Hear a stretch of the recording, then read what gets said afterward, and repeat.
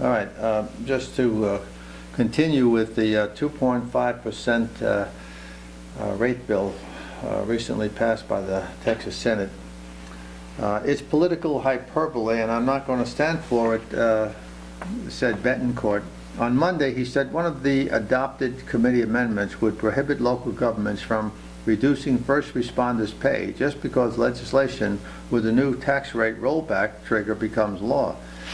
Betancourt argued that the bill still allows for revenue increases and pointed out that taxes on new properties wouldn't count toward the election trigger. He said that means local governments could still bring in more money and wouldn't have to cut existing personnel or services.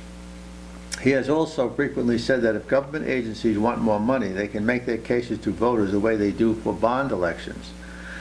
Not all are going to pass, but not all are going to fail either, he told the Tribune last week. Current state law, set during a period of high inflation in the early 1980s, allows local governments to collect an additional 8% in revenue on existing properties before involving voters. And even then, voters must collect enough signatures to force an election. But as inflation has fallen in the decades since and taxable values have increased thanks to booming property values, local governments have wide leeway in collecting millions in additional revenue without voter input. People have taken advantage of that, and they haven't lowered their rates, Betancourt said last week. The initial version of Senate Bill 2 exempted small taxing units, local governments whose property potential and sales tax collections are $15 million or less, from the new local trigger.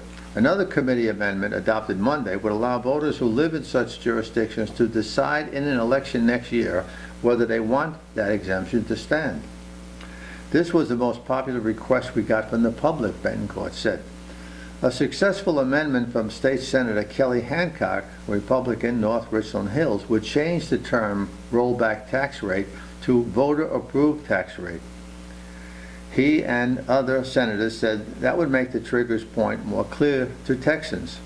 The House's companion bill, House Bill 2, also has a 2.5% election threshold, but leaders in the lower chamber so far are less bullish than the trigger will remain that low. State Representative Dustin Burrows, Republican Lubbock, chairs the House Ways and Means Committee and will consider SB2.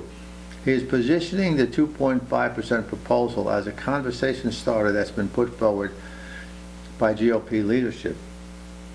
This is a starting point for the bill, Burrows said this month during an interview with Lubbock-based radio host Chad Hasty. Ask me again in 60 days and we'll see where the bill is at.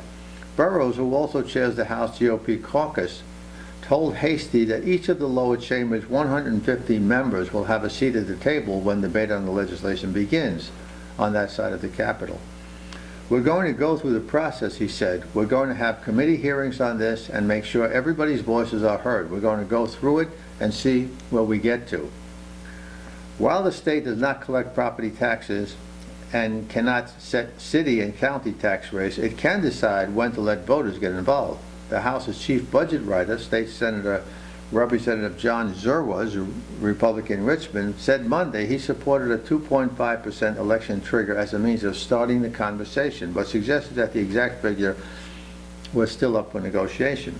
I don't know if it's a 2.5% or not, because I do know that puts a real stranglehold on our county officials, our city officials, he said in an interview with the Texas Tribune. But I do think they're going to get comfortable with a number that's less than 8. It's not yet clear if a 2.5% cap would have enough support in the House to pass, Zerwas said, but we're starting from the same place, he said, adding that the Senate, the House, and the governor are going to hear the same arguments. As mayors and county judges testified throughout the hearing last week, Betancourt was quick to pull up records of their entities' tax collections. He and his colleagues chastised local officials whose government agencies saw annual double-digit revenue increases, suggesting they need to be reined in so tax bills don't price people out of their homes. Senators then expressed shock that officials from local government agencies hadn't increased revenue more than 2.5% in recent years, nonetheless opposed SB2. Lawmakers said the proposed threshold would not have affected local tax collections.